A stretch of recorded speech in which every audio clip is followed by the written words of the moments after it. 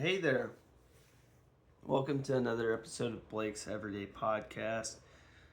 Um, Last night we finished at the end of chapter 9 of Leviticus, and tonight we are starting at the beginning of chapter 10 of Leviticus. I wanted to share kind of a funny story. Well, I guess it's not really that funny. Share kind of a story that's really testing me today. But man, oh man, it's been a doozy. So last night, after I finished my video, my youngest son, he's nearly a year old. He's got something going on. And I think it's, not anymore. He doesn't have anything going on right now. But he did last night, that's for sure. Let's see if we can fix that. There we go. So, after the video, I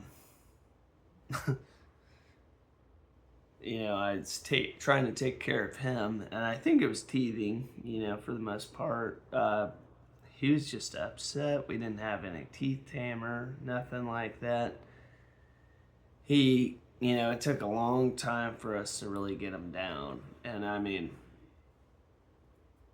we didn't get him down until probably about 3 in the morning, I'd say. Me and my wife, we were really struggling to get him to sleep. And, the day goes on. And, typically I like to take like a little siesta type thing during my lunch breaks, but today it just didn't happen. I didn't want to take a nap for my lunch break for some reason. And you got to consider my wife likes to wake me up at 5 because she's going to CrossFit. So went to bed at like 3 in the morning, woke up at 5, didn't take a nap. And so here I am, and I guess this is where you call me a night owl, because apparently I'm considering that that might be what I am. But yeah, I mean, I'm working off of like 2 to 3 hours of sleep right now, even, but you consider all that, but tonight I was cooking some. Well, I wasn't cooking, but I was basically rendering down some beef fat for some beef tallow because I like to inject my meat when I smoke it. I don't know if that makes any sense, but yeah, I literally just got done cooking down probably about half a mason jar of beef tallow. And it wasn't like a big jar, but it was like a 12-ounce jar. So, I mean, it was probably about 6 ounces of beef tallow that I had in there. And somehow or another, that beef tallow got knocked on my cowboy boots. So those are ruined. And my anger has been skyrocketed throughout that point. So it was, it took me patience to be level-headed for that. And during the hockey game tonight, getting butts beat. We're down, I want to say 2-1 at the time. And then all of a sudden, Minnesota scores. I threw a fit. I literally threw a fit. I was so upset that it happened. And I threw a fit, broke something. Obviously the kids are inside. They're already in bed, whatever. broke something, even. And after I broke it, this is something that I held on to for over a year since, and I used it every day, every single day. And I've used it every single day since my youngest was born. So about a year and in 9 days, that'll be a year. I literally had it in the hospital room when he was born, and I broke it, and I was devastated, and I was like, what in the world? Why would I even do that? And I was just dumbfounded. Like right after I did it, I knew, I felt conviction immediately after I threw it, and I was just like, why did I do that? Um, and then the coach challenged the goal, and turned out the goal didn't even count. I threw what was very important to me and broke it for what? And I just want to talk about that because I don't know. It felt like a test, and I definitely failed. And I guess what we can learn from it is that we all have tests that are kind of thrown at us at times, and we might be going through something or this or that, and it's important to face those challenges and be calm or this or that. And I mean, the way that I handled it was definitely not the way that you should handle it. And I guess that should be just a reminder to me, myself. And I don't know. I hope when people, I know there's I know there's people that go through the same challenges with like some aggression or anger. I just want you to remember that everybody goes through those difficulties, and it's important to not lash out and just kind of breathe and talk and do this or that. But obviously, I mean, my anger could be way worse, but it still hurt my feeling. Well, it still hurt in my heart because I broke something that meant something so important to me. And I don't know. It's something that I'll never get back. So hopefully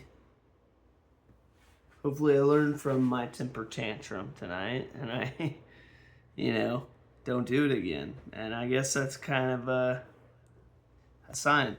But I did want to share that story. But enough of my rambling. Wow. Dang. I've been rambling for a minute. But we are on chapter 10. And just so you know, the important thing isn't as important as anybody else thinks that it probably is. It's literally the simplest thing, but it's something that I've held near and dear to myself for the last year. But it's literally not that big of a deal. Sucks to me. And if I told you what it was, then you'd be like, are you serious? Come on. But no, I don't know. It's something. But chapter 10, Blake. Chapter 10. So, the title for chapter 10 is The Death of Nadab and Abihu. Aaron's sons Nadab and Abihu Abihu, I guess that's probably what it is, Abihu, took their censers, put fire in them, and added incense. And they offered unauthorized fire before the Lord, contrary to his command. So fire came out from the presence of the Lord and consumed them, and they died before the Lord. Moses then said to Aaron, "This is what the Lord spoke of when he said, 'Among those who approach me, I will be proved holy in the sight of all the people. I will be honored.'" What the heck was that? I just had a bug crawling across the dang thing. That was weird. Aaron remained silent. Moses summoned Mishael and Elzaphan, sons of Aaron's uncle Uzziel, and said to them, "Come here, carry your cousins outside the camp, away from the front of the sanctuary." So they came and carried them, still in their tunics, outside the camp as Moses ordered. Then Moses said to Aaron and his sons, Eleazar, and Ithamar, "Do not let your hair become unkempt, and do not tear your clothes, or you will die. And the Lord will be angry with the whole community. But your relatives, all the Israelites, may mourn for those the Lord has destroyed by fire. Do not leave the entrance to the tent of meeting, or you will die, because the Lord's anointing oil is on you." So they did as Moses said. Then the Lord said to Aaron, "You and your sons are not to drink wine or other fermented drink whenever you go into the tent of meeting, or you will die. This is a lasting ordinance for the generations to come, so that you can distinguish between the holy and the common, between the unclean and clean, and so you can teach the Israelites all the decrees the Lord has given them through Moses."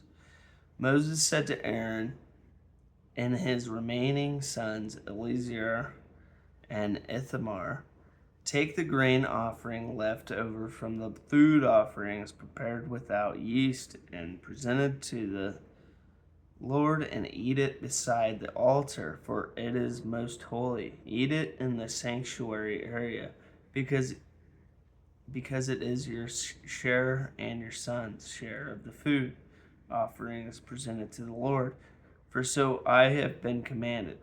But you and your sons and your daughters may eat the breast that was waved and the thigh that was presented. Eat them in ceremonially clean place. They have been given to you and your children as your share of the Israelites' fellowship of offerings. The thigh that was presented and the breast that was waved must be brought with the fat portions of the food offerings to be waved before the Lord as a wave offering. This will be the perpetual share for you and your children, as the Lord has commanded.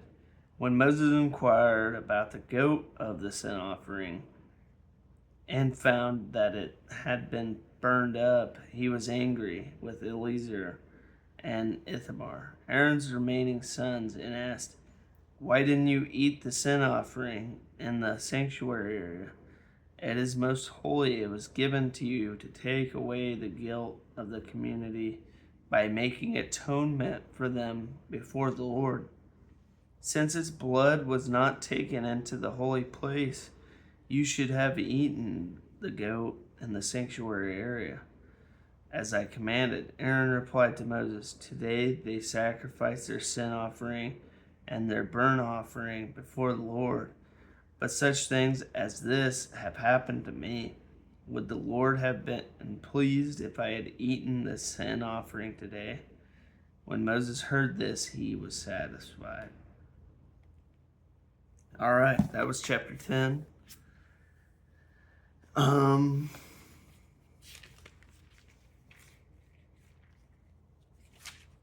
So we have a couple descriptions. Three descriptions here. So the first one, chapter 10, verses 1 through 3. The sin and resulting swift judgment of Aaron's two eldest sons indicates the greater responsibility of those who occupy positions of leadership and authority. Although the specifics of their sin are not explained in Scripture, it is likely that their wrong actions proceeded from wrong attitudes. Perhaps they believed that as leaders they were exempt from the moral law. While God's grace and long-suffering may often spare us from immediate judgment, we should be aware that we are still accountable to Him. When we become irresponsible and disobedient to God's plan, the consequences will be grave. I like that. I mean, it's true. It's very true. Chapter 10, verses 8 through 9. The passage about the use of wine or other intoxicating beverages illustrates the importance of self-control on the part of the priests. Because of the importance of their work and example, God required certain boundaries and evidences of self-control. Alcohol would affect their ability to carry out the task God had called them to do. This illustrates our need for self-control and boundaries as we seek to carry an effective and positive testimony of God's love to others. See, I love that too. I mean, that's kind of similar to the situation that I will be going through pretty soon when I do go through the school ministry. That speaks volumes because, dang, man, that's one thing that I'll be giving up. And not to sound like an alcoholic, but, it's something that's kind of going to be hard for me. But it'll be great for me at the same time. And I mean, this description words it perfectly. I mean,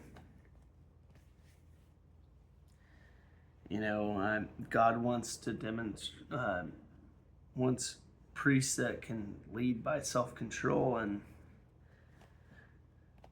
and that's the truth. I mean, you're not going to get self-control with alcohol consumption, and I mean, at least drunkenness.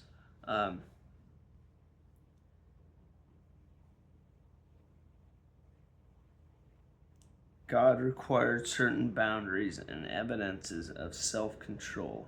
Alcohol would affect their ability to carry out the task God had called them to do. I mean, that's true. Chapter 10, verses 8 through 11. First, Aaron was told how to act. Then he was told what to teach. This illustrates an important principle. Actions speak louder than words. God calls us to live in a way that will by example reinforce what we teach others. If we fail to live by what we teach, we may as well never spoken. All right. Chapter 11, the title for chapter 11 is Clean and Unclean Food. The Lord said to Moses and Aaron, "Say to the Israelites, of all the animals that live on land, these are the ones you may eat. You may eat any animal that has a divided hoof and that chews the cud. There are some that only chew the cud or only have a divided hoof, but you must not eat them. The camel, though it chews the cud, does not have a divided hoof. It is ceremonially unclean for you. The hyrax, though it chews the cud, does not have a divided hoof. It is unclean for you. The rabbit, though it chews the cud, does not have a divided hoof. It is unclean for you. And the pig, though it has a divided hoof, does not chew the cud. It is unclean for you. You must not eat their meat or touch their carcasses. They are unclean for you. Of all the creatures living in the water of the seas and the streams, you may eat any that have fins and scales. But all creatures in the seas and streams that do not have fins and scales, whether among all the swarming things or among all the other living creatures in the water, you are to regard as unclean. And since you are to regard them as unclean, you must not eat their meat. You must regard their carcasses as unclean. Anything living in the water that does not have fins and scales is to be regarded as unclean by you. These are the birds you are to regard as unclean and not to eat because they are unclean: the eagle, the vulture, the black vulture, the red kite, any kind of black kite, any kind of raven, the horned owl, the screech owl, the gull, any kind of hawk, the little owl, the cormorant, the great owl, the white owl, the desert owl, the osprey, the stork, any kind of heron, the hoopoe, and the bat. All flying insects that walk on all fours are to be regarded as unclean by you. There are, however, some flying insects that walk on all fours that you may eat. Those that have jointed legs for hopping on the ground. Of these you may eat any kind of locust, katydid, cricket, or grasshopper, but all other flying insects that have 4 legs you are to regard as unclean. You will make yourselves unclean by these. Whoever touches their carcasses will be unclean till evening. Whoever picks up one of their carcasses must wash their clothes, and they will be unclean till evening. Every animal that does not have a divided hoof, or that does not chew the cud, is unclean for you. Whoever touches the carcass of any of them will be unclean. Of all the animals that walk on all fours, those that walk on their paws are unclean for you. Whoever touches their carcasses will be unclean till evening. Anyone who picks up their carcasses must wash their clothes, and they will become clean till evening. These animals are unclean for you. Of the animals that move along the ground, these are unclean for you: the weasel, the rat, any kind of great lizard, the gecko, the monitor lizard, the wall lizard, the skink, and the chameleon. Of all those that move along the ground, these are unclean for you. Whoever touches them when they are dead will be unclean till evening. When one of them dies and falls on something, that article, whatever its use, will be unclean, whether it is made of wood, cloth, hide, or sackcloth. Put it in water, it will be unclean till evening, and then it will be clean. If one of them falls into a clay pot, everything in it will be unclean, and you must break the pot. Any food you are allowed to eat that has come into contact with the water from any such pot is unclean, and any liquid that is drunk from such a pot is unclean. Anything that one of their carcasses falls on becomes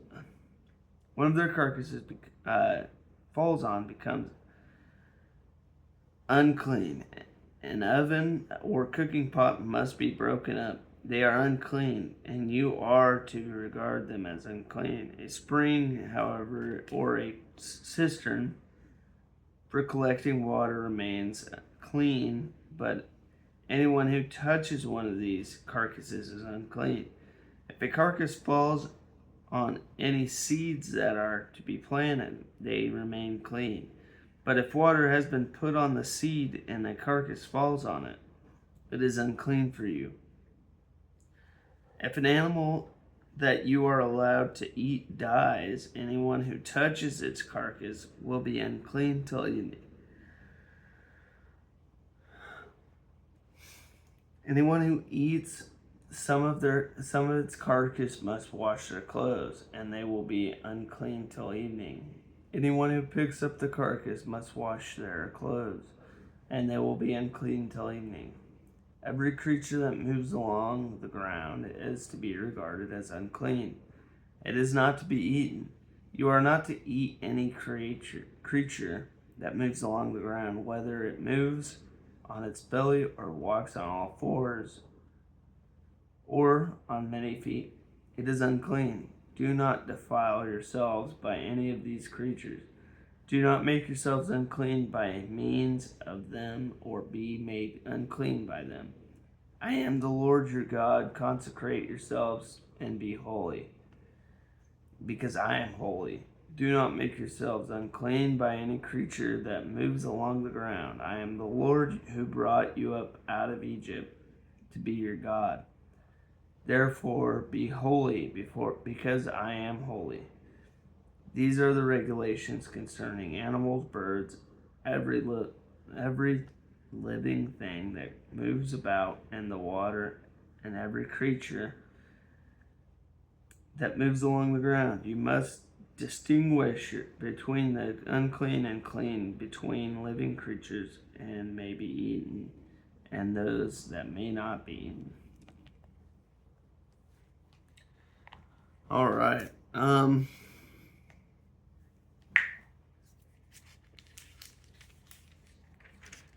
We have a lot of descriptions here. Well, we have at least three descriptions here. Just to verify, yeah. Yeah. Oh yeah. All right. So, chapter 11, verses 1 through 47. The elaborate dietary laws of this section illustrate the fact that God's relationship with his people extends even to the practical areas of everyday living. While we are not bound by the specifics of these dietary standards, we know that God is just as interested in the details of our lives. If our eating and drinking leads to excess, abuse, or poor health, God holds us accountable to deal with the problem. Personal holiness relates even to the mundane areas of life. Chapter 11, verse 44. What does it mean to be holy? It doesn't mean just to have a pious attitude toward God. The Hebrew word literally means to be set apart, both unto God and from sin. This chapter emphasizes the aspect of being set apart unto God. These dietary laws and other guidelines for daily living gave the Israelites a unique identity as God's people. God also calls us to live lives of holiness, lives that clearly reflect God's standards. Chapter 11, verse 44 through 45. God forbade the Israelites to touch crawling creatures. God may have given this law for logical reasons such as concerning for his people's health. It seems, however, that many of these laws were given for theological reasons, so the Israelites might be different from the surrounding nations, set apart or holy unto God. While God may sometimes show us logical reasons for obeying Him, this should not be our primary motivation for obedience. We are to obey Him because He calls us to be different, set apart or holy, just as He is holy. And we can trust that His plan will lead us to discover His best for us, whether what He asks seems logical to us or not. All right. We're going to go ahead and read chapter 12. It's very short, but after that we will go ahead and say prayer. But the title for chapter 12 is Purification After Childbirth. All right. The Lord said to Moses, "Say to the Israelites, a woman who becomes pregnant and gives birth to a son will be ceremonially unclean for 7 days, just as is unclean during her monthly period. On the 8th day, the boy is to be circumcised. Then the woman must wait 33 days to be purified from her bleeding. She must not touch anything sacred or go to the sanctuary until the days of her purification are over. If she gives birth to a daughter for 2 weeks, the woman will be unclean, as during her period. Then she must wait 66 days to be purified from her bleeding. When the days of her purification for a son or daughter are over, she is to bring the priest at the entrance to the tent of meeting a year-old lamb for a burnt offering, and a young pigeon or a dove for a sin offering. He shall offer them before the Lord to make atonement for her, and then she will be ceremonially clean from her flow of blood. These are the regulations for the women who give birth to a boy or girl. But if she cannot afford a lamb, she is to bring 2 doves or 2 young pigeons, one for a burnt offering and the other for a sin offering. In this way, the priest will make atonement for her, and she will be clean." All right. So that was chapter 12. We do not have any descriptions for chapter 12, but we do have some for chapter 13, and we will start up on chapter 13 tomorrow. But let's go ahead and say prayer. Dear God, we just come to you tonight and just bless that you've kept us on our pathway. We just pray that you continue to guide us towards the right pathway and keep us in your hands. God, I pray for my aggression to subside. I do wish to be a more humble person, and I do plan on taking on any challenge that you might give me to teach me my lesson. God, I'm just so blessed, and we're all so blessed that you've kept our families happy and healthy and safe throughout this whole ordeal with this world that we're living in tonight. And God, I just pray that you continue to hold us in your arms and keep us in your presence. Dear God, I just pray that you let us worship you more and more every day. In God's name, amen. Oh, well, I hope everybody had a good Tuesday night. Wednesday night, well, I was about to say Wednesday night is tomorrow, but I'm sure you guys all know that. And I hope you guys have a great rest of your night. Don't stay up too late like I am right now. Yeah. Enjoy your night. Thank you.